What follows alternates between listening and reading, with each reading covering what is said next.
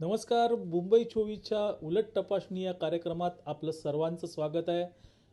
दिल्लीत राजकीय घडामोडी जोरात सुरू झालेल्या आहेत. आप सरकार स्थापन करते. हे सरकार स्थापन करताना आपमध्ये पण काही धुसफूस सुरू झालेली आहे. अनेकांना मंत्रिपद हवे आहेत. आपण सोज्वळ पवित्र म्हणून सांगणारा आपही आता सर्वसामान्य पक्षांसारखाच निघतोय का, ही बघण्यासारखी गोष्ट आहे. ह्या सगळ्या प्रश्नांची उत्तरं आपण आज उलट तपासणीमध्ये घेणार आहोत. आपल्यासोबत आपले पाहुणे आहेत भाऊ तोरसेकर. भाऊ नमस्कार. ह्या दिल्लीच्या सध्या घडामोडी सुरू झालेल्या आहेत, तर ह्या घडामोडींकडे सगळ्या देशाचं लक्ष आहे, तसंच आमच्या प्रेक्षकांचंही लक्ष आहे. तुम्हाला काय वाटतं की हे जे दिल्लीतलं अल्पमताचं सरकार म्हणतायत, तर अल्पमताचं सरकार खरंच असू शकतं का? कारण आम्ही आतापर्यंत ऐकलं की सरकार हे निम्म्यापेक्षा जास्त ज्यांचे आमदार येतात त्यांचंच होतं. मताचं सरकार ही काय संकल्पना आहे, जरा स्पष्ट करून सांगाल का? अल्पमताचं सरकार याचा साधा सरळ अर्थ असा आहे की ज्या पक्षाने सरकार बनवले किंवा ज्या आघाडीने सरकार बनवले त्यांच्याकडे स्वतःचे 50%हून अधिक सदस्य नाहीत. पण बहुमताचा प्रसंग आला, मतदानाचा प्रसंग आला, तर त्यांच्या मागे बहुमताचे म्हणजे बाहेर दुसरा कुठचा तरी मित्र पक्ष असेल, बाहेरचा सरकार बाहेरचा किंवा गटातला, असा एक गट त्यांना पाठिंबा देतो आणि मतदानात त्यांना सांभाळून घेतो. पण इतर वेळेला तो सरकारची जबाबदारी घेत नाही, सरकारमध्ये सहभागी होत नाही. त्याला अल्पमत सरकार म्हणतात. आणि ही काही कल्पना फार नवी अशी नाही. आपल्याकडे ज्या वृत्तपत्रातून बातम्या किंवा टी व्हीवरून चर्चा चालू आहेत त्याच्यात याविषयी थोडं समजावलं गेलं असतं तर लोकांच्या मनात हा गोंधळ राहिला नसता. एक उदाहरण म्हणून देतो तुम्हाला की जवळजवळ 22 वर्षापूर्वी राजीव गांधींची आई निवडणुकीच्या काळात हत्या झाली होती. आणि त्यानंतर जे निवडणूक निकाल आले त्याच्यात काँग्रेसला स्पष्ट बहुमत मिळालं नाही. त्याच्या आधी असलेला जनता दलाचा पक्ष फुटलेला होता, भाजप वेगळा झालेला होता त्या आघाडीतून. असे जे काही निकाल आले होते त्यामुळे मग सरकार कोणी बनवायचं ही समस्या होती. कोणालाच बहुमत नव्हतं, कुठल्याच बाजूला बहुमत नव्हतं. तसं खरं तर 89च्या निवडणुकीत सुद्धा झालं होतं. कारण एका बाजूला जनता दल जे व्ही पी सिंगांनी स्थापन केलं होतं त्यांना 150पेक्षा कमी 146 वगैरे अशा काही जागा मिळाल्या होत्या. दुसरीकडे भाजपला 88-90 जागा मिळाल्या होत्या. तिसऱ्या बाजूला डाव्या आघाडीला काहीतरी 40च्या घरात जागा होत्या. आणि काँग्रेसला राजीव गांधींनी सत्ता गमावली होती, त्यांना 197 जागा होत्या. म्हणजे बघायला गेलं तर सर्वात मोठा पक्ष काँग्रेस होता ज्याच्याकडे 197 जागा होत्या. पण लोकमत त्यांच्या विरुद्ध गेलं होतं आणि काही प्रमाणात जनता दल आणि भाजपा यांनी एकमेकांशी तडजोडी केल्या होत्या. पण तरी भाजप आणि जनता दल यांचीही बेरीज ही बहुमतापर्यंत जात नव्हती. तसेच जनता दलाबरोबर काही प्रमाणात मैत्री किंवा जागा वाटप डाव्या आघाडीने केलं होतं. त्यामुळे डाव्या आघाडीने त्यांना पाठिंबा दिला आणि जे सरकार अस्तित्वात आलं त्याला जनता दलाचं सरकार म्हटलं गेलं. पण जनता दलाचं स्वतःचं बहुमत नव्हतं, किंबहुना बहुमत आपण ज्याला म्हणतो त्याच्याही निम्मे जागा त्यांच्याकडे होत्या, 146. त्यांच्याकडे 272-73पेक्षा अधिक जागा स्वतःच्या नव्हत्या. पण मग काय झालं होतं की भाजपा आणि डावी आघाडी यांनी त्यांना बाहेरून पाठिंबा दिला होता. त्यामुळे त्यालाही तसं अल्पमताचं सरकार म्हणतात की जे त्या सरकारमध्ये मंत्री म्हणून सहभागी होत नाही पण बाहेरून पाठिंबा देतात. त्यानंतर 91 साली योगायोग बघा कसा आहे की 91 साली काँग्रेसलाही काहीतरी 225 वगैरे जागा मिळाल्या. राजीव गांधींची हत्या झाली त्याचा परिणाम म्हणून त्यांना सहानुभूतीची लाट उर्वरित अर्ध्या निवडणुकीत मिळाली आणि तेवढं बहुमत मिळालं नाही, पण त्यांना 225च्या आसपास जागा मिळाल्या. म्हणजे त्यांनाही 50-60 जागा कमी होत्या. दुसरीकडे भाजपने जवळजवळ 120पर्यंत वगैरे मजल मारली होती. तिसरीकडे डावी आघाडीकडेही जागा होत्या. पण हे कोणीही एकमेकाला पाठिंबा देण्याच्या अवस्थेत नव्हते. मग करायचं काय? कोणीतरी सरकार बनवलं पाहिजे, नाही तर लोकसभा कायमची तुम्हाला परत फेर निवडणुका घ्याव्या लागल्या. मग त्यावेळेला भाजपाने एक समजूतदारपणा दाखवला की बाबा मोठा पक्ष आहे, त्या काँग्रेसने सरकार बनवावं, आम्ही ते पाडणार नाही. डाव्या आघाडीने आणि विविध सगळे पक्ष जे होते त्यांनी तो समजूतदारपणा दाखवला. त्यांनी जी पाडापाडी काँग्रेसने आधीच्या काळात केली होती, म्हणजे 77 साली केली होती, 80 साली केली होती, किंवा 89, 90, 91च्या काळात केली होती, तो जो तसा वाह्यातपणा विरोधी पक्षांनी केला नाही. आणि नरसेवर यांना सरकार चालू दिलं. जवळजवळ 2 ते 3 वर्ष त्यांच्याकडे बहुमत नव्हतं आणि तरीही त्यांचं सरकार चालत होतं. मग त्यांनी हळूहळू इतर पक्षातली माणसं फोडली करत करत त्यांनी बहुमतापर्यंत म्हणजे 270पेक्षा अधिक खासदार जमवले इतर पक्षातले फोडून वगैरे. तो भाग दुय्यम आहे. पण त्याला अल्पमत सरकार म्हणतात की ज्याचं हुकमी बहुमत नसतं, की राज्यपालाकडे जाऊन तुम्ही माझ्याकडे इतके टक्के 50%हून अधिक लोक आहेत असा दावा करून जे सरकार केलं जातं त्याला बहुमताचं सरकार म्हणतात. तसं हे सरकार असणार नाही आहे. आज जे बहुमताचं सरकार नाही आहे आणि ते जे म्हणतायत की आम्ही अल्पमताचं सरकार बनवतोय, तर त्याचं कारण स्पष्ट आहे की त्यांनी, म्हणजे जे केजरीवाल आहेत तुमच्या आम आदमी पक्षाचे, ते काँग्रेसचा पाठिंबा घेऊन तिथपर्यंत गेलेले नाहीत राज्यपालांपर्यंत. काँग्रेसने परस्पर पत्र पाठवलेलं आहे की आम्ही यांना पाठिंबा देतो, पण यांचा आम्हाला पाठिंबा आहे आणि म्हणून माझ्याकडे सभागृहामध्ये बहुमत आहे असा दावा केजरीवाल यांनी केलेला नाही आणि म्हणून ते त्याला अल्पमताचं सरकार म्हणतात. पण जे सरकार पाडलं जाण्याची शक्यता नाही आहे आणि म्हणूनच राज्यपालांनी त्यांना मुख्यमंत्री किंवा बनायची किंवा मंत्रिमंडळ बनवायची शपथ देण्यासाठी आमंत्रित केलेलं आहे. आता बहुमत कुठे सिद्ध होतं हा वेगळा प्रश्न आहे. बहुतेक पण मला मग असं एक विचारायचं आहे की असं जेव्हा सरकार होतं की जे अल्पमतातलं सरकार असतं त्याला कोणीतरी पाठिंबा दिलेला असतं, म्हणजे थोडक्यात की मोडकळीस आलेली चाळ ती एका टेकूवर उभी असते, तसंच हे सरकार. आणि आता दिल्लीत आपण बघतो की आम आदमी पक्षाने त्याला तो टेकू लावला आहे आणि यांचं सरकार उभं राहिलं आहे. पण मग केजरीवाल हे असं कसं म्हणू शकतात की बाबा काँग्रेसचा आम्ही पाठिंबा घेतला नाही, आमचं सरकार आहे. म्हणजे हा एक तर म्हणजे मला त्याच्यात दोन गोष्टी दिसतात. एक तर हा केजरीवालांचा मस्तवालपणा आहे किंवा मग ह्याच्यात खरंच काही संविधानात मग तरतूद आहे. म्हणजे याच्यात नेमकं काय आहे?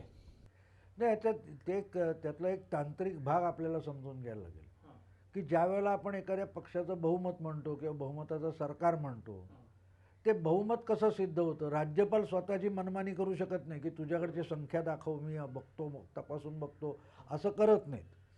राज्यपाल काय करतात की बाबा आताही त्यांनी यावेळेला तुम्ही दिल्लीत बघितलं असेल की सर्वात मोठा पक्ष म्हणून भाजपा निवडून आला, तर त्यांनी पहिल्यांदा भाजपाने जो आपला नेता म्हणून निवडलेला होता डॉक्टर हर्षवर्धन, त्यांना आमंत्रित केलं आणि त्यांना सांगितलं तुम्ही सरकार बनवू शकाल का, मला तुमची शक्यता कितपत आहे ते सांगा. तर त्यांनी लगेच त्यांना सांगून टाकलं की बाबा मला कुठल्याही अन्य पक्षांकडून बहुमत म्हणजे पाठिंबा मिळण्याची शक्यता नाही, त्यामुळे मी बहुमताचं सरकार बनवू शकत नाही. पण समजा जर हर्षवर्धन म्हणाले असते की हो मी बहुमत सिद्ध करतो, तर बहुमत आहे की नाही हे राज्यपाल नाही ठरवू शकत. मग काय झालं असतं की हर्षवर्धन यांचा शपथविधी करावा लागला असता आणि मग शपथविधी केल्यावर राज्यपाल त्यांना वेळ देतात की तुम्ही विधानसभेची बैठक बोलवा आणि 1 महिना 2 महिने 3 महिने काय असतील 1 आठवडा एवढ्या अल्पावधीमध्ये तुमचं बहुमत विधानसभेच्या सभागृहात सिद्ध करा.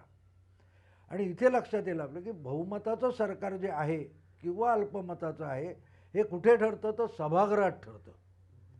आता हर्षवर्धन यांनी नाही म्हटल्यानंतर दुसऱ्या क्रमांकाचा कुठला पक्ष आहे तर आम आदमी पार्टी होती.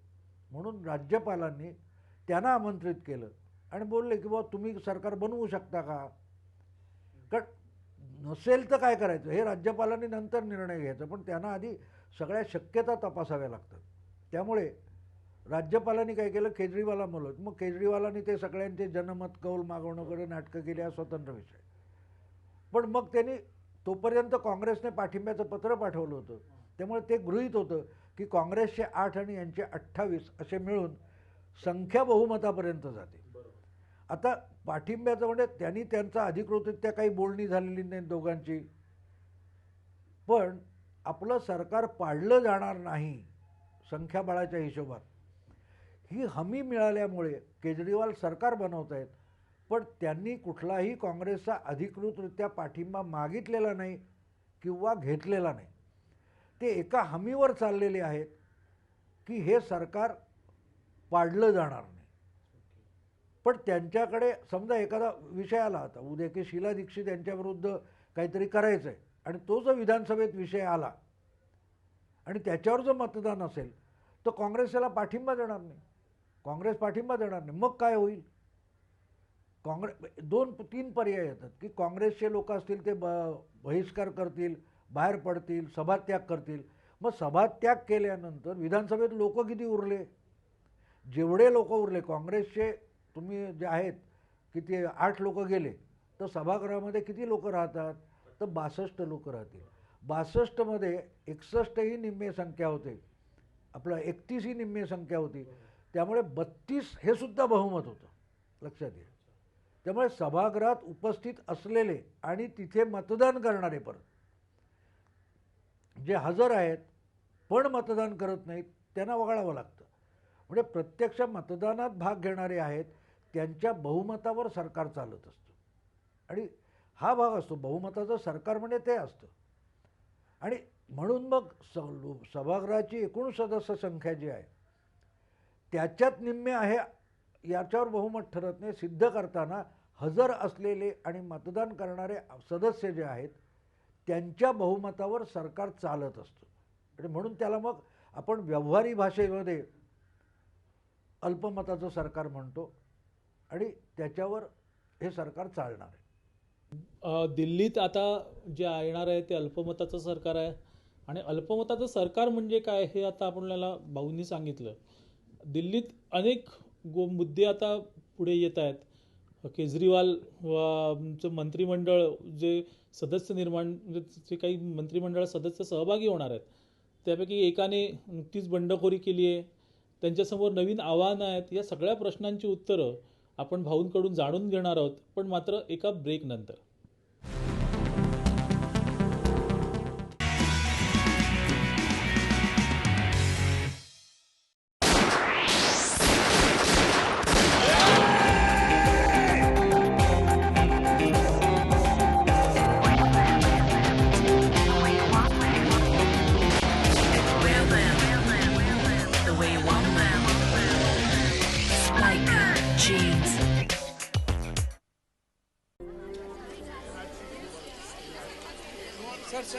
क्या आप जानते हैं कि आजकल गहने की कीमत सेल्समैन ही क्यों बताता है, सोने पे क्यों नहीं लिखा होता? पता नहीं सर। कई ज्वेलर्स तो अपने इश्तिहारों और एडवर्ट्स में मेकिंग चार्जेस भी लिख देते हैं, लेकिन मजाल है कि सोने का दाम लिखे हैं। साबुन और चीनी के दाम तो सामने दिखते हैं, लेकिन गहनों पे दाम नहीं लिखा होता। क्यों मालूम? क्योंकि अगर गहनों पे लिख दिया जाएगा तो कीमत बढ़ाने घटाने की गुंजाइश कहां बचती है। इस आंदोलन की गूंज हर शहर, हर गांव, हर घर तक पहुंचनी चाहिए ताकि हम सभी को सबसे शुद्ध सोना सही दाम पर मिले। Thank you. My Gold, My Right, a movement initiated by Kalyan Jewelers.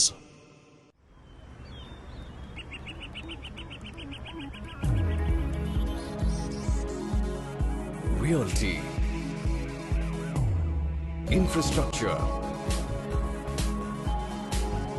hospitality, ports. Welcome to the Hex way of life. Hex Corp, celebrating growth.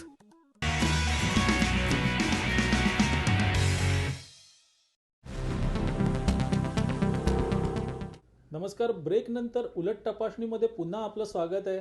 आपण चर्चा करतो भाऊ तोरसेकर यांच्याशी. आपला 2 प्रश्नांची उत्तरं भाऊंनी दिली. हे अल्पमताचं सरकार आहे कसं आहे आणि हे अल्पमताचं सरकार काही केवळ आताचं दिल्लीचं सरकार नाही, यापूर्वीही अशी काही सरकारं झाली होती. ह्यानंतर आपण भाऊंना विचारणार आहोत की भाऊ हे जे अल्पमताचं सरकार जे आहे, जे आता दिल्लीत स्थापन झालेलं आहे, ते सरकार किती दिवस चालेल? कारण त्यांच्याकडे तर बहुमत नाही. तुम्ही आताच एक उदाहरण दिलं की बाई तर काँग्रेसचे आमदार जरी सभागृहातून निघून गेले, त्यांनी बहिष्कार टाकला, तरीही आपचं सरकार पडू शकतं. तर अशा परिस्थितीत हे सरकार नेमकं किती दिवस टिकू शकेल असं तुम्हाला वाटतं? ते टिकेल म्हणजे अगदी त्यांच्याच तुम्ही आम आदमी पक्षाचे जे एक बुद्धिमान नेते मानले जातात त्यातले योगेंद्र यादव, त्यांनी परवा एका वाहिनीवर परवा एका वाहिनीवर बोलताना जे सांगितलं या संदर्भात, ते म्हणाले आमचं सरकार 24 तासात सुद्धा पडू शकतं आणि त्यासाठी आम्ही मानसिक तयारी ठेवलेली आहे. कारण हे सगळं लक्षात घ्या की आम आदमी पक्षाचे नेते हे कितीही बाकीच्या पक्षांना भ्रष्ट आणि स्वार्थी राजकारण करणारे म्हणत असले तर ते स्वतः सर्वाधिक राजकारणी आहेत आणि राजकारणाचा किंवा लोकांच्या भावनेचा सर्वाधिक गैरफायदा घेण्याचा उठाव जर चतुराई किंवा लबाडी करत असतील तर ते आम आदमी पक्षवाले आहेत. कारण त्यांना माहिती आहे आपल्याकडे बहुमत नाही आहे, आपण दिलेली आश्वासनं पण वेळेत पूर्ण करू शकणार नाही आहोत, किंबहुना ते कधीच पूर्ण होणार नाहीत हे त्यांनाही माहिती आहे. पण जी सहानुभूती त्यांच्या बाजूला आलेली आहे तिचा अधिक व्यापक राजकीय उपयोग करण्यासाठी त्यांचे डावपेच चालू आहेत आणि उरलेले भाजपचे पण डावपेच चालू आहेत, काँग्रेसचेही डावपेच चालू आहे. ही सगळे तिन्ही पक्ष हे आपापल्या परीने येऊ घातलेल्या लोकसभा निवडणुकीत लोकमत आपल्याकडे कसं अधिकाधिक वळवता येईल, आपल्याविषयी कशी अधिकाधिक सहानुभूती जनमानसात निर्माण होईल, यासाठी हे सगळे तिन्ही पक्ष प्रयत्न करत आहेत. आणि अगदी जुने जाणते स्वार्थी भ्रष्ट असे जे पक्ष मानले जातात काँग्रेस किंवा भाजपा, त्यांच्यापेक्षाही अधिक संधी साधू आहोत असं दाखवणारा पण संधी साधूपणा आम आदमी पक्ष करतोय. कसा करतोय की त्यांना माहिती आहे आपण काँग्रेसचा पाठिंबा घेतला तर लोक म्हणतील, म्हणून त्यांनी काँग्रेसचा पाठिंबा घेतला नाही. पण आपलं सरकार पाडलं गेलं तर आपल्याला अधिक सहानुभूती मिळेल, बरोबर आहे. यासाठी त्यांनी ते सरकार बनवायला घेतलेले. काँग्रेसची भूमिका काय, बाबा आम्हाला नाकारले तरीही आम्ही जनतेवर दुसरी निवडणूक लादली जाऊ नये म्हणून जनहितासाठी आम्ही कुठलीही अट न घालता पाठिंबा दिला आहे असं काँग्रेस भासवत आहे. पण व्यवहारी भाषेत काय की आज जर परत निवडणूक झाली, समजा 1-2 महिन्यामध्ये झाली, तर लोकांसमोर निवड काय असते की बाबा काँग्रेस, आपला भाजपा आणि आम आदमी पक्ष हेच दोन प्रामुख्याने पुढे आलेले पक्ष आहेत. अशा वेळेला काँग्रेसची आणखीन 10-12% मतं ही काँग्रेसच्या पारड्यातून बाजूला होतील आणि ती कदाचित ती भाजपाकडे जातील, कदाचित ती काही प्रमाणात आम आदमी पक्षाकडे येतील. त्यामुळे मग कदाचित ह्या 2 पक्षापैकी कोणालाही बहुमत मिळू शकतं स्वतःचं, आणि मग 5 वर्ष आपल्याला डोकं वर काढायला नको हे काँग्रेसला कळतं. तिसरा भाग काँग्रेसच्या दृष्टीने काय आहे की लगेच समजा 2 महिन्यात निवडणूक झाली तर ही परिस्थिती येईल आणि ती परिस्थिती आली तर आपण दिल्लीत लोकसभा लढवायला नालायक ठरू. एवढंच नव्हे तर 4 राज्यात जो आपला दणदणीत पराभव झालेला आहे त्याच्यावर लागोपाठ 2-3 महिन्यामध्ये जर परत शिक्कामोर्तब झालं तर उरलेल्या राज्यात आपल्याला मिळू शकणाऱ्या मतावर सुद्धा विपरीत परिणाम होईल हे काँग्रेसला कळते. आणि म्हणून काँग्रेसने तो लाचारी म्हणून पाठिंबा दिला आहे, पण त्याच्यात पण त्यांनी डाव खेळलेला आहे.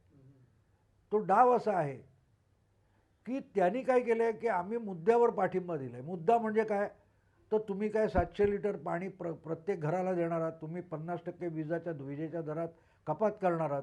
हे निदान नजीकच्या काळात झटपट पूर्ण होणारे मुद्दे नाही आहेत, ही आश्वासनं पूर्ण होणारी नाही आहेत आणि त्यामुळे आम आदमी पक्ष बदनाम होणार आहे. सामान्य माणूस जो आहे रस्त्यावर उतरणार आहे. कारण सामान्य ही सगळी आयडिओलॉजी जी आहे की लोकपाल आणणार, भ्रष्टाचार थांबवणार. भ्रष्टाचार कोण करत नाही, सामान्य माणूस पण भ्रष्टाचार करतो. त्याला भ्रष्टाचार हवा आहे असं नाही, पण ती त्याची लाचारी असते. पण लोकपाल आणल्यामुळे लोकांची परिस्थिती सुधारणार नाही, त्यांच्या अडचणी संपणार नाहीत. दिल्लीमध्ये कमीत कमी 40 ते 50% लोक असे वस्ती अशा आहेत की ज्यांच्यापर्यंत थेट पाण्याची पाईपलाईन गेलेली नाही, तर कुठून 700 लिटर पाणी देणार आहेत. त्यामुळे हे आश्वासन पूर्ण होणं शक्य नाही. विजेचा पुरवठा जो आहे त्या ज्या कंपन्या आहेत त्यांच्याशी तुम्हाला रिनिगोशिएट करायला लागेल वगैरे वगैरे बऱ्याच गोष्टी करायला लागतील, त्या 3 महिन्यात शक्य नाही. त्यामुळे काँग्रेसचे लोक, आता त्यांनी काल तो पुतळा जाळला आहे त्यांचा केजरीवालचा, काँग्रेसचे लोक काय करणार, ते यांच्याच विरुद्ध पाठिंबा देऊन निदर्शनं करणार आपल्या कार्यकर्त्यांना पाठवून की तुम्ही सांगितलं होतं 3 महिन्यात विजेचे दर खाली उतरवतो, काय झालं. आणि 3 महिने म्हणजे नेमके तुम्हाला मार्चमध्ये एप्रिलमध्ये येतात. की त्यावेळेला सगळ्यात भयंकर परिस्थिती असणार की निवडणुका लोकसभेच्या लागलेल्या असणार, हिवाळा संपून उन्हाळा सुरू झालेला असणार, पाण्याची टंचाई होणार आहे, वीज नसली तर पंखे, एअर कंडिशन किंवा जे काय अडचणी आहेत त्या निर्माण होणार आहेत. आणि त्यावेळेला हे जे सहानुभूतीच्या लाटेवर 28 जागा आम आदमी पक्षाने मिळवल्या, त्याच्यावर सगळ्यात मोठा घाला घालण्याची संधी काँग्रेस शोधते. दुसरीकडे भाजप बसलाय, तेव्हा आम्हाला नाही मिळालं तर आम्ही नाही सत्तेचा लोभी आम्ही नाही आहोत हे भाजपला दाखवायचं. पण जे मुद्दे घेऊन आपणच पाठिंबा देऊन काँग्रेस आम आदमीच्या विरोधात उभं राहणार आहे, तेच मुद्दे घेऊन भाजपा आम आदमी पार्टीच्या विरोधात लढायला उभं राहणार. आणि म्हणून ते तिघेजण आपापल्या परीने राजकारण करायला बघतात. आणि तिसरीकडे आम आदमी हे हौतात्म्य पत्करायसाठी सरकार बनवत आहेत. आणि म्हणून तुम्हाला त्यातला एक मुद्दा दिसेल की पाठिंबा दिल्यानंतरसुद्धा सतत काँग्रेसला अपशब्द वापरणं, शिवीगाळ करणं, त्यांचा अपमान करणं, धुतकारणं, नाकारणं, या पद्धतीत आम आदमी पक्षाचे सगळे नेते काँग्रेसला डिवचण्याचा प्रयत्न करत आहेत. पण भाऊ, आम आदमी पक्षाचे सगळे नेते काँग्रेसला डिवचण्याचा प्रयत्न करतायत असं आपण म्हणालात. तर मला म्हणजे एक असा प्रश्न विचारायचा आहे की केजरीवाल म्हणा किंवा सिसोदिया म्हणा, ही जी सगळी मंडळी जी चळवळीतून वरती आली आणि आता सरकार स्थापन करणं हे देखील या सगळ्या याच्यामध्ये ते चळवळ मानतात. तर ही चळवळ खरंच शक्य होईल का? हे किंवा हे म्हणजे आता खेळण्यासारखं झालेलं आहे की बाबा आम्हीच सगळंच करू. म्हणजे आजच सकाळी केजरीवाल यांनी घोषणा केली 24 तासात 700 लिटर पाणी देऊ. तुम्ही आता म्हणालात हे शक्यच नाही, कारण अनेक ठिकाणी पाईपलाईनच गेले नाहीत. म्हणजे ह्या त्यांच्या लोणकडी थापाच आहेत. तर हे का असं होतंय? म्हणजे हे असं स्वतःला स्वच्छ चारित्र्याचे समजण्यासाठी असं करतायत का? आपण जाणून घेणार आहोत, पण त्याआधी घेऊया एक छोटासा ब्रेक.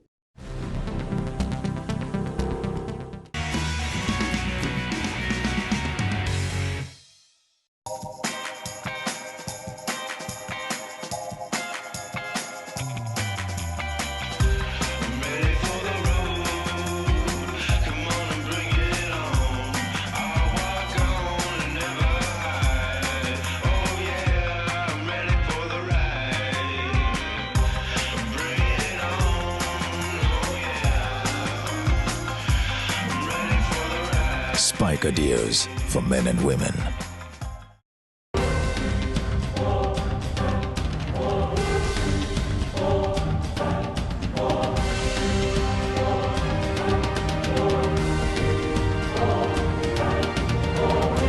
अग्नि, यह अग्नि तब पवित्र मानी जाती है जब दो लोग इसके साथ फेरे लेते हैं, लेकिन अगर वही आग उनके घर को तबाह करे तो ऐसे में इस आग की चिंगारी को भड़कने से रोकना जरूरी हो जाता है। फ्लेम आउट नाउ, जो आपको और आपके अपनों को किसी भी तरह की छोटी मोटी या बड़ी आग के धमाके से महफूज रखेगा। ये फोम बेस्ड एरोसोल कैन उठाने में हल्का है। किचन में काम करते वक्त या ऑफिस में या कहीं और आग कभी भी कहीं भी लग सकती है। बस फ्लेम आउट नाउ अपने पास रखिए और तुरंत आग पर काबू पाइए। उस दिन मैं ऑफिस में बैठा काम कर रहा था, अचानक से मुझे कुछ जलने की बदबू सी आने लगी और मैंने देखा कि इलेक्ट्रिक स्विच में से चिंगारी निकल रही है, जिसकी वजह से ये आग भड़क उठी थी। तभी मेरी नजर फ्लेम आउट नाउ पर गई। मैंने टाइम वेस्ट ना करते हुए इसकी मदद से आग को बुझाया। ये हैंड हेल्ड फायर एक्सटिंग्विशर आपकी, आपके अपनों की और आपकी संपत्ति सबकी सुरक्षा करेगा। फोम बेस्ड इस एक्सटिंग्विशर को मेंटेनेंस की भी जरूरत नहीं है। बस आग लगने पर इसका कैप या सील उतारें,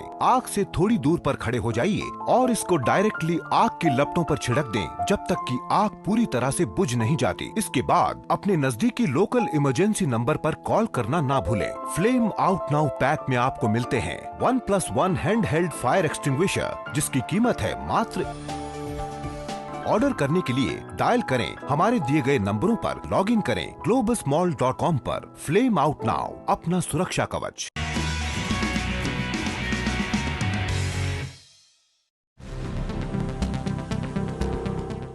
नमस्कार.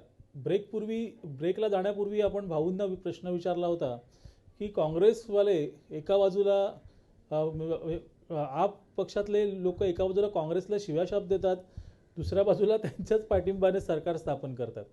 तर म्हणजे हे एक विसंगत आहे. एक सर्वसामान्य माणसालाही कळतंय की हे फार दिवस टिकणारं नाही आहे. तर ह्याबाबत म्हणजे नेमकं भाऊ तुम्ही काय सांगू शकाल की एका बाजूला हे काँग्रेसच्या पाठिंब्यावर सरकार उभं स्थापन करतायत आणि दुसऱ्या बाजूला काँग्रेसला शिवाई घालतात, हे काय वेगळं वाटत नाही का? हे त्यांचा हेतू उघड आहे. त्यांनाही काँग्रेसचा डाव कळला आहे, त्यांनाही भाजपचा डाव कळलेला आहे आणि त्यांनाही माहिती आहे की आपल्याला ही आश्वासनं एवढ्या अल्पावधीत किंचित प्रमाणातही पूर्ण करता येणार नाही. म्हणजे समजा आता 50% वीज दरात कपात नाही, पण तुम्ही 3 महिन्यामध्ये काहीतरी धावपळ करून एक 10-15% विजेचे दर कमी केले तरी लोकांना चालणार आहे. लोक म्हणतील बाकीचं हळूहळू करतील. किंवा समजा 700 लिटर नाही 200 लिटर पाणी जरी देण्याची सोय झाली तरी लोक म्हणतील. पण तेवढंही अशक्य आहे. मध्यंतरी टी व्हीवरच्या चर्चा ज्या चालू होत्या ह्या सगळ्या सरकार बनवायचं ठरल्यानंतर त्याच्यात दिल्लीचे वेगवेगळे माजी अधिकारी येऊन जे बोलले ते बघितलं तर आपल्याला लक्षात येतं की यातलं कुठलंही आश्वासन निदान 1-2 वर्ष गेलं तरीही थोड्या प्रमाणात पूर्ण करता येतील. कारण पाण्याचा उदाहरणार्थ त्यांनी सांगितलं की दक्षिण दिल्लीत तुम्हाला पाणी पाहिजे असेल तर ते कुठून तरी लांबून आणायला लागतं आणि तिथे जवळजवळ पाण्याच्या पाईपलाईन्स वगैरे नाही आहेत. किंवा वीज पुरवठा 10% विजेचं जनरेशन तिथून होतं, दिल्लीत होतं. 90% त्याची गरज जी आहे बाहेरून भागवावी लागते. तर एवढं चटकन कुठची तरी बाहेरची वीज कंपनी देईलच असं नाही. त्याच्याशिवाय त्यांना लागणारी किंमत द्यावी लागते तुम्हाला अधिक. हे सगळं लक्षात घेतलं तर हे शक्य नाही. आणि म्हणून मग जेवढं लवकर हे सरकार पाडलं जाईल, लक्षात घ्या आपलं सरकार बनवण्यापेक्षा पाडलं कसं जाईल ह्याची त्या लोकांना अधिक चिंता आहे. म्हणजे लवकरात लवकर पाडावं, बनवण्याच्या आधी पाडावं ही मुळात तिथले होऊ घातलेल्या मुख्यमंत्र्यांची इच्छा आहे, त्या पक्षाच्या नेत्यांची इच्छा आहे. याचं कारण असं की त्यातलं काही पण गंमत आहे की त्यांना आता राजकीय लोभ झालेला आहे. ते तोंडाने कितीही बोलवत हम नहीं जीते है, जनता जीती है, आम आदमी जीता है, हमारी औकात क्या है, ही जी अत्यंत मानभावी भाषा आहे ती. तर त्यातून त्यांना काय करायचं आहे की बघा जो आता देशाच्या इतर भागात दिल्लीसारखे जे प्रदेश आहेत आणि वाहिन्यांनी या लोकांना खूप हवेत हरभऱ्याच्या झाडावर चढवलेला आहे की हा एक नवा प्रयोग आहे, हा फार लोकांना भावलेला आहे आणि तुम्हाला फार मोठ्या प्रमाणात मतं देशाच्या कानाकोपऱ्यात मिळू शकतील हे जे सांगितले त्यामुळे तेही लोक मोहात पडलेले आहेत की आपण निदान महानगरामध्ये शहरी भागामध्ये निवडणुका लढवू आणि एक 10-15 का 25 तरी खासदार निवडून आणू लोकसभेसाठी. तर त्यांचाही डोळा लोकसभेच्या निवडणुकीवर आहे आणि त्यानिमित्ताने त्यांना जेव्हा जायचं आहे तर आपण नाकर्ते झालो, दिल्लीत अपयशी ठरलो हे दिसायला नको आहे. त्याच्यापेक्षा हुतात्मा ठरलो, आमचं सरकार भाजप आणि काँग्रेसने मिळून पाडलं हे दाखवलं तर त्यांना हवं आहे. लक्षात घ्या. आणि त्यासाठी ते पद्धतशीररित्या काँग्रेसच्या पाठिंब्यावर सरकार बनवत आहेत. पण काँग्रेसनी चिडून आपल्या अंगावर यावं, आपलं सरकार पाडावं, धक्काबुक्की करावी ही त्यांची अपेक्षा आणि इच्छा आहे. आणि म्हणून सातत्याने कारण नसताना म्हणजे आता काही निवडणूक प्रचार नाही आहे, तुम्ही कशाला काँग्रेसची निंदानालस्ती करताय, कशाला भाजपची निंदानालस्ती करताय, तुम्ही करा ना काय ते. म्हणजे मला ह्या संदर्भात एक मस्त जुनी आठवण आली. 77 साली ज्यावेळेला जनता पक्षाचं सरकार आलं होतं आणि ते बहुमताचं सरकार होतं, इंदिरा गांधी स्वतः पण पराभूत झाल्या होत्या रायबरेलीत आणि 4-5 महिने झाले होते कशावरून तरी. आणि कुठच्या तरी मुद्द्यावरून तेव्हाचे जनता पक्षाचे पंतप्रधान तुमचे मोरारजी देसाई ते म्हणाले अमुक तमुक झालं नाही. जो बीडी जत्ती म्हणून राष्ट्रपती होते आणि त्या राष्ट्रपतीने कुठच्या तरी वटहुकुमावर सही करायला वगैरे नकार दिला आणि असा थोडासा पेच प्रसंग राजकीय निर्माण झाला होता. तर मोरारजी देसाई म्हणाले की मी उपोषणाला बसेन. तर इंदिरा गांधी हसले आणि त्यांनी त्यावेळेच्या दूरदर्शनला दिलेल्या मुलाखतीत बोललेलं वाक्य मला आठवतं. ते म्हणाले उपोषण कसलं करताय, तुम्ही सरकार आहात, तुम्ही करायचं उपोषण. आम्ही विरोधात असताना तुम्ही केलं, आज आम्ही विरोधात आहोत, आम्ही करू कुठल्या तरी मागणीसाठी. सरकारात तुमचा अधिकार आहे, तुम्हाला काय करायचं ते करा. केजरीवाल आणि त्यांची सगळी जी सहकारी मंडळी आहेत त्यांच्या अजून डोक्यात येत नाही की आपण आता सत्तेवर येणार आहोत, आपल्या हाती सत्ता आली आहेत, सत्तेची सूत्रं आली आहेत, आपण काहीतरी करायचं आणि त्याच्या विरोधात उरलेल्यांनी निदर्शनं करायची आहेत, उरलेल्यांनी आरोप करायचे. आपण आरोप नाही करायचे, आपण जे इतरांनी बिघडवलं आहे ते सुधारण्याची जबाबदारी घेतली. हे त्यांना कळत नाही असं नाही, त्यांना कळतं आहे. पण त्यांना जो पुढचा राजकीय लाभ उठवायचा आहे त्याच्यासाठी ते काँग्रेसला मुद्दाम डिवचून चिमटे काढून ओरबाडून अंगावर घेण्याचा प्रयत्न करतायत. काँग्रेसने पाठिंबा काढून घेण्याचा प्रयत्न करतायत. हो ते हे सगळं म्हणजे आजच वर्तमानपत्रात वाचलं की केजरीवाल म्हणतात की मी काही सरकारी बंगल्यात राहणार नाही, सरकारी गाडी घेणार नाही किंवा सायकलने जाईन. तर हे सगळं जे चाललेलं आहे म्हणजे याच्यापेक्षा गुड गव्हर्नन्स म्हणतो, चांगलं प्रशासन देणं, तर हे फक्त दाखवायचं, हे लोकांसमोर ठेवायचं आणि प्रशासनाच्या नावाने बोंब, अशीच काहीशी परिस्थिती त्यांची पुढे होईल का? तर ती होणारच आहे. पहिली गोष्ट लक्षात घ्या की यांनी लोकांसमोर लोकांनी यांना मतं का दिली, तर लालबत्ती बंद करणार, बंगला घेणार नाही, याच्यासाठी दिलेली नाहीत मतं. लोकांच्या दृष्टीने तुम्ही 2 ने 8 खोल्यांच्या बंगल्यात राहा, तुमच्यासाठी 4 ने 8 गाड्या घ्या, आमच्या घरी पाणी पोहोचेल असं बघा, आमच्या डोक्यावर विजेच्या दराचा जो बोजा चढला आहे तो कमी करा, ही अपेक्षा आहे ना लोकांची. महागाई कमी व्हायला पाहिजे, ही लोकांची अपेक्षा आहे. लोकांची आता हे लोक जर बिन गाडीने आणि सायकलवरून फिरले म्हणून लोकांच्या घरात पाणी पोचणार आहे का? नाही. हे सगळं ऐकायला आवडतं. लक्षात ठेवा, आपण जेव्हा एखाद्या नाटकामध्ये नाटक बघायला जातो, सिनेमा बघायला जातो, ती कथा आपल्याला खूप आवडते, पण ते कल्पनाचित्र असतं. आयुष्यात तसं घडतं असं नाही.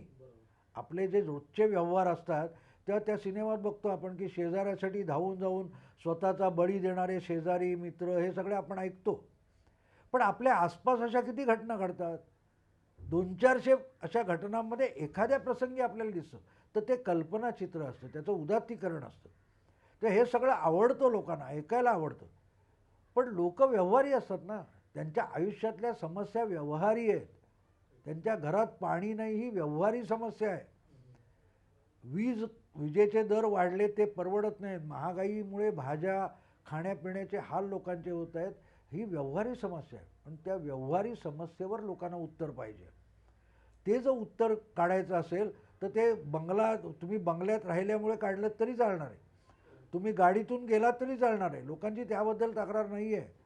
देखावा नसावा हे लोकांना आवडतं. पण प्रश्न असा आहे की तुम्ही लोकांसाठी लोकांच्या आयुष्यातल्या समस्या किती सोडवणार याला प्राधान्य आहे. आणि ते नसेल तर लोक नजीकच्या काळात निराश होतील, नाराज होतील आणि जी झाडू घेऊन तुम्ही घेऊन आलेली झाडू आहे ती आपल्या हाती घेऊन तुम्हाला झाडून काढतील. तर आपची झाडू घेऊन त्यांनाच झाडून काढतील असं भाऊ म्हणाले. आणि ते एका अर्थी बरोबरही आहे, कारण खरंच आहे लोकांना त्यांचं जीवन सुसह्य होणं हे गरजेचं आहे. कोण काय करतो किंवा राजकारणी किती भ्रष्टाचार करतो हे जरी महत्त्वाचं असलं तरी पण सर्वसामान्य त्याकडे बघत नाही, कारण त्याला आपल्या पोटापाण्याची चिंता असते, आज संध्याकाळचं जेवण मला मिळणार आहे की नाही याची चिंता असते आणि तो तेवढाच विचार सीमित करत असतो. अजून काही प्रश्नांची उत्तरं आपण भाऊंकडून घेतो आहोत, पण एका अशा अल्पशा विश्रांतीनंतर.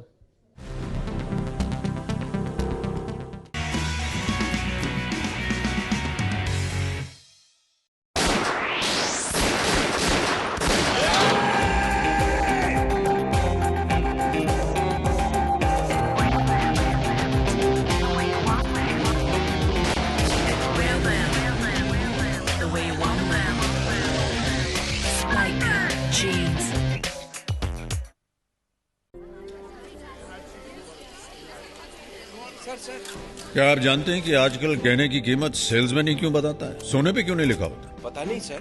कई ज्वेलर्स तो अपने इश्तिहारों और एडवर्ट्स में मेकिंग चार्जेस भी लिख देते हैं, लेकिन मजाल है कि सोने का दाम लिखे हैं। साबुन और चीनी के दाम तो सामने दिखते हैं, लेकिन गहनों पे दाम नहीं लिखा होता। क्यों मालूम? क्योंकि अगर गहनों पे लिख दिया जाएगा तो कीमत बढ़ाने घटाने की गुंजाइश कहां बचती है। इस आंदोलन की गूंज हर शहर, हर गांव, हर घर तक पहुंचनी चाहिए, ताकि हम सभी को सबसे शुद्ध सोना सही दाम पर मिले। Thank you. My Gold, My Right. A movement initiated by Kalyan Jewelers.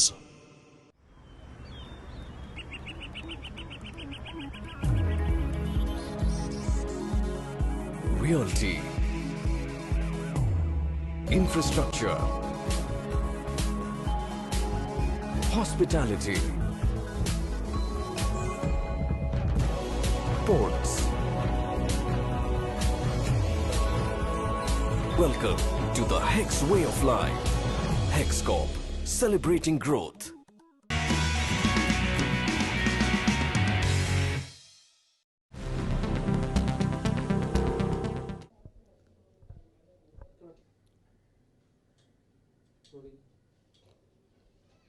ब्रेकनंतर पुन्हा आपलं स्वागत. आपण पाहतात उलट तपासणी. आपले पाहुणे आहेत भाऊ तोरसेकर.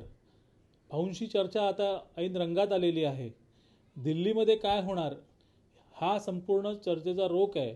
आणि तो रोख बघताना आपल्याला असं आढळलं आहे की ही म्हणजे आम आदमीचं किंवा आपचं सरकार जे आहे हे एका बाजूला काँग्रेसला शिव्या घालणार आहेत घालत आहे आणि दुसऱ्या बाजूला काँग्रेसने सरकार पाडावं म्हणून प्रयत्न करत आहे. असं एक विचित्र परिस्थिती आपण आता आज दिल्लीत बघतो आहोत.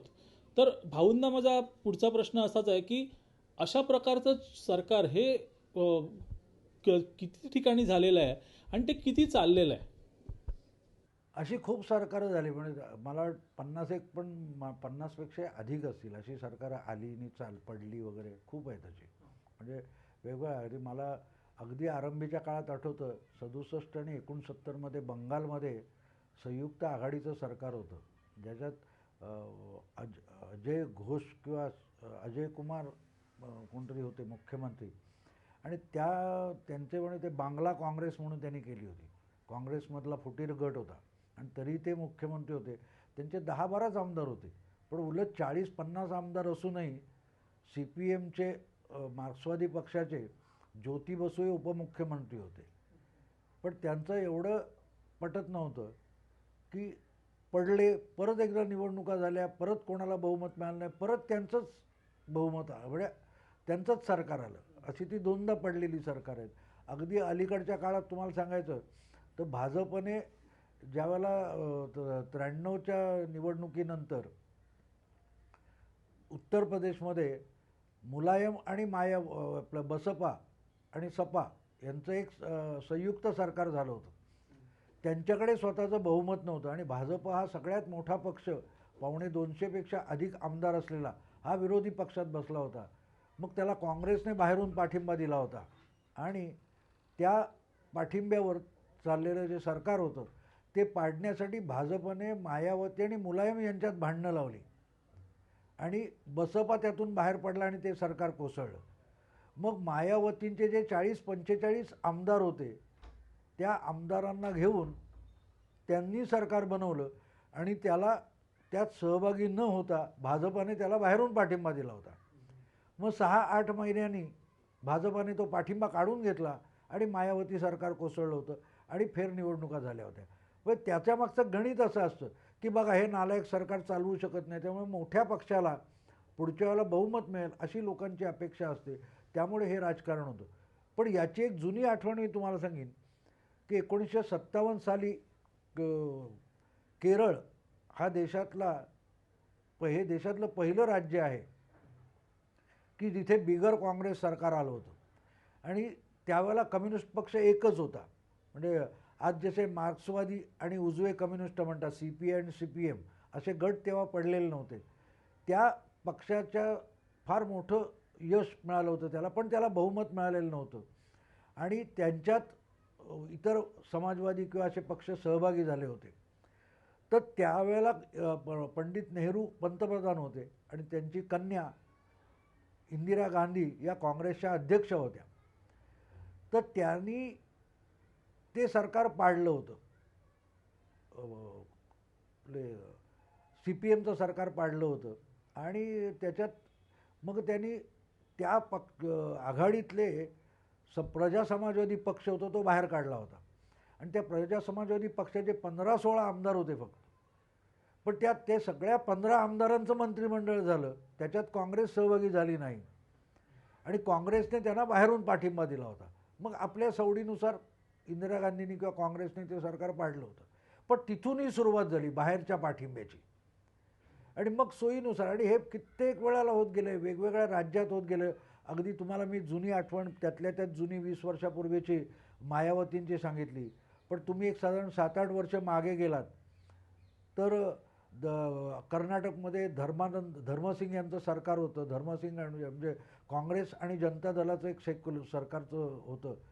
त्यातून जनता दलाचे लोक बाहेर पडले आणि मग भाजप आणि जनता दल असं एक संयुक्त सरकार कुमारस्वामी यांचं झालं.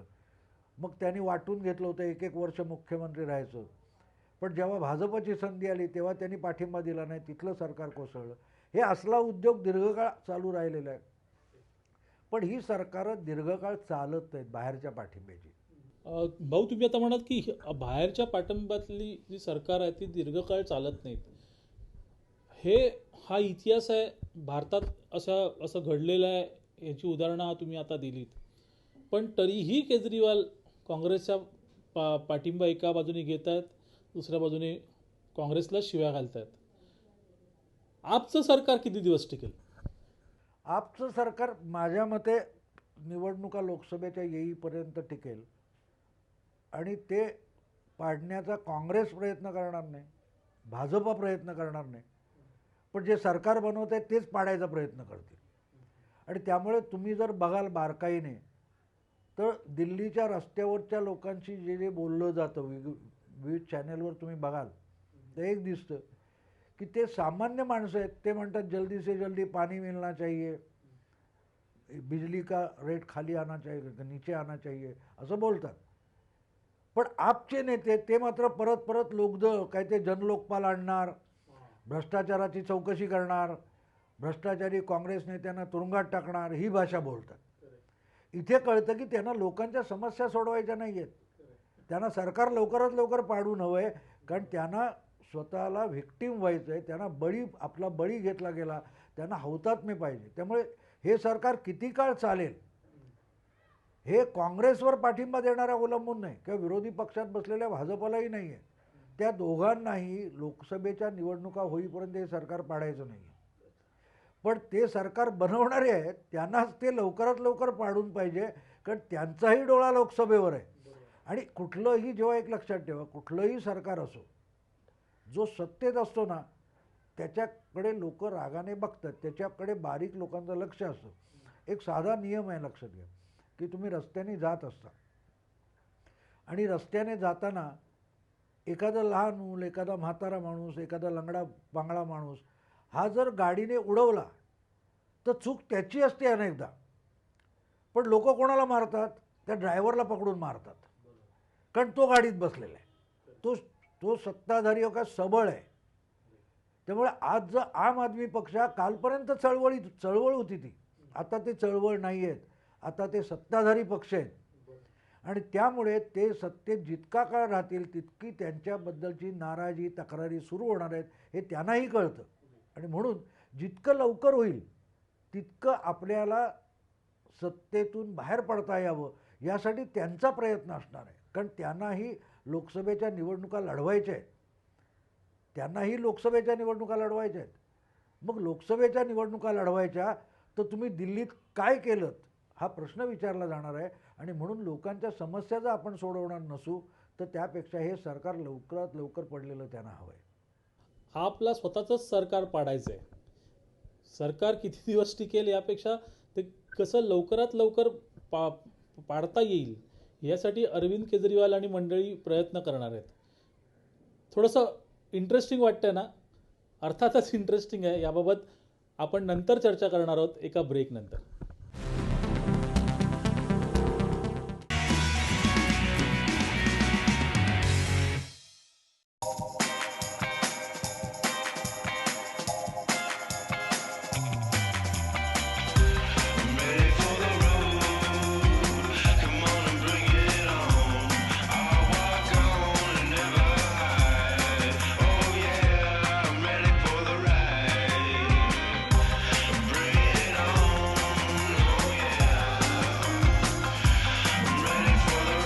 Spiker Deers for men and women.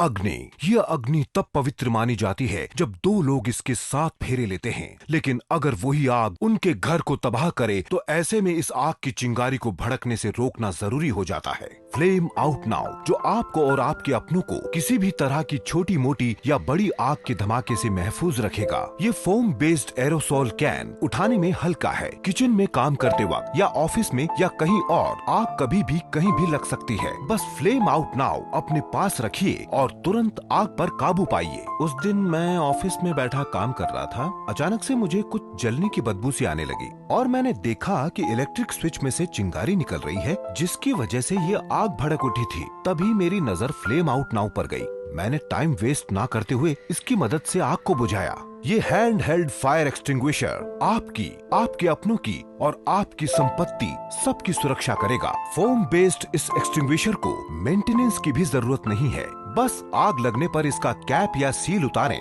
आग से थोड़ी दूर पर खड़े हो जाइए और इसको डायरेक्टली आग की लपटों पर छिड़क दें जब तक कि आग पूरी तरह से बुझ नहीं जाती। इसके बाद अपने नजदीकी लोकल इमरजेंसी नंबर पर कॉल करना ना भूलें। फ्लेम आउट नाउ पैक में आपको मिलते हैं 1+1 हैंड हेल्ड फायर एक्सटिंग्विशर, जिसकी कीमत है मात्र। ऑर्डर करने के लिए डायल करें हमारे दिए गए नंबरों पर, लॉग इन करें globusmall.com पर। फ्लेम आउट नाउ, अपना सुरक्षा कवच।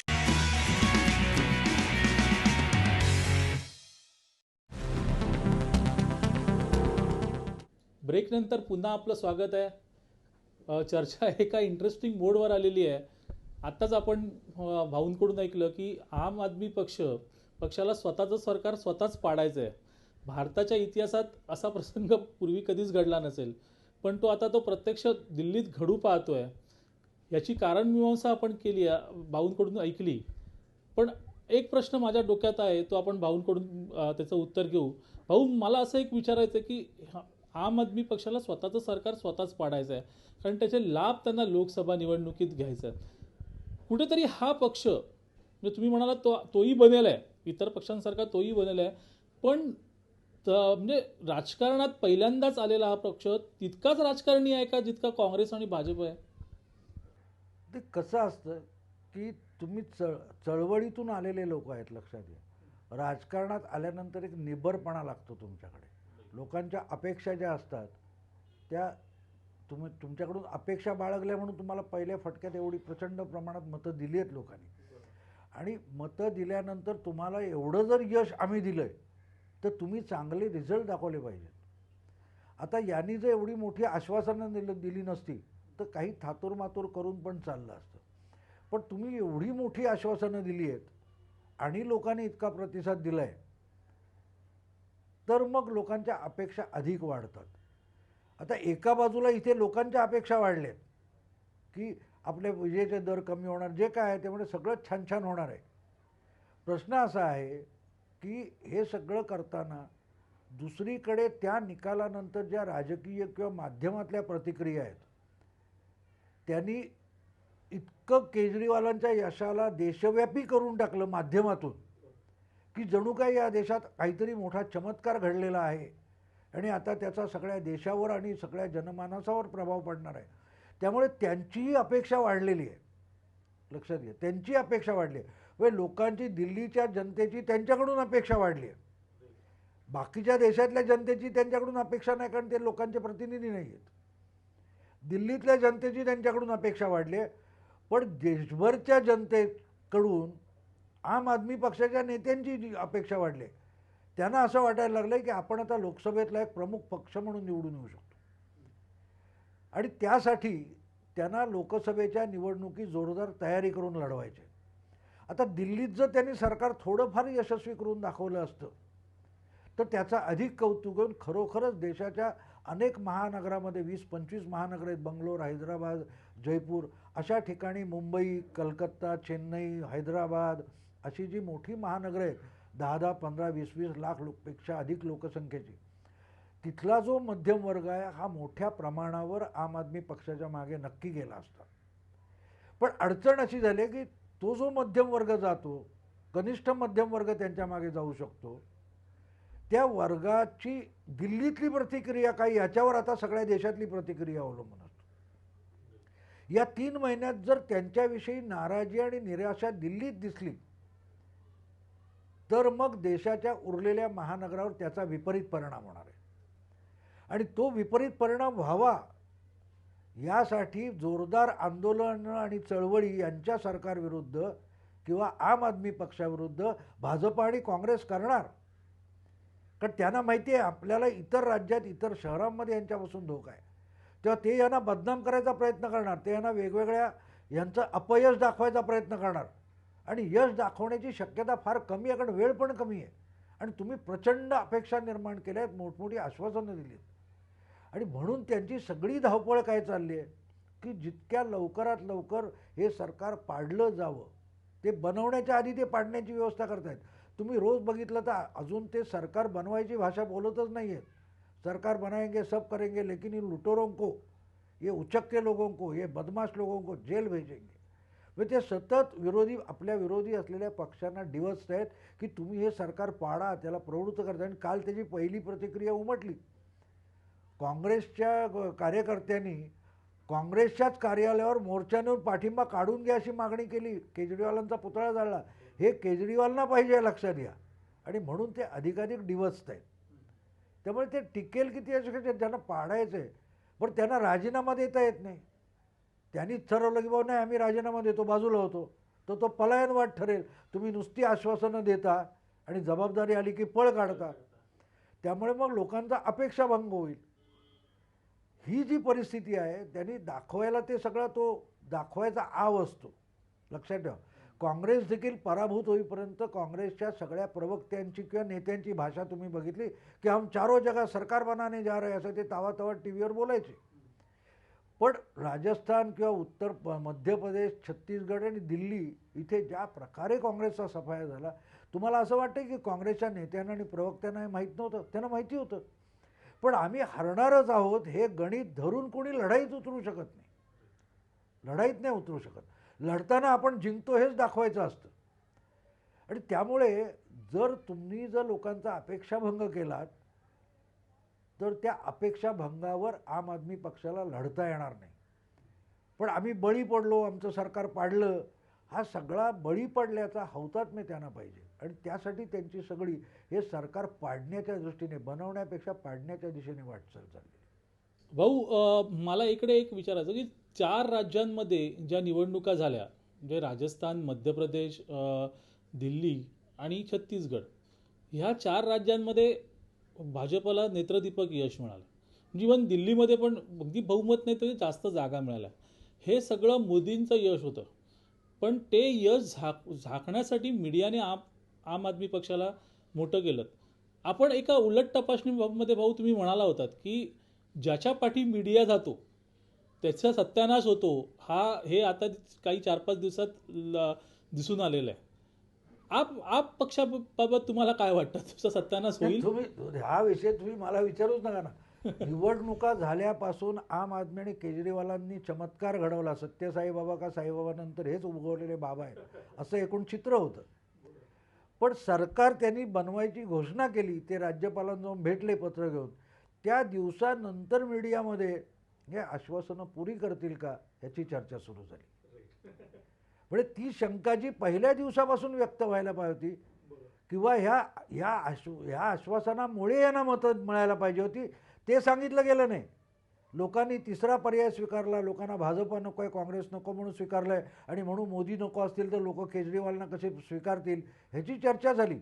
पण कोणीही दिल्लीच्या मतदाराने यांना एवढी मतं का दिली, तर त्यासाठी अशक्य असणारी आश्वासनं केजरीवाल आणि आम आदमी पार्टीने दिली. ही भाषा मीडियात नव्हती.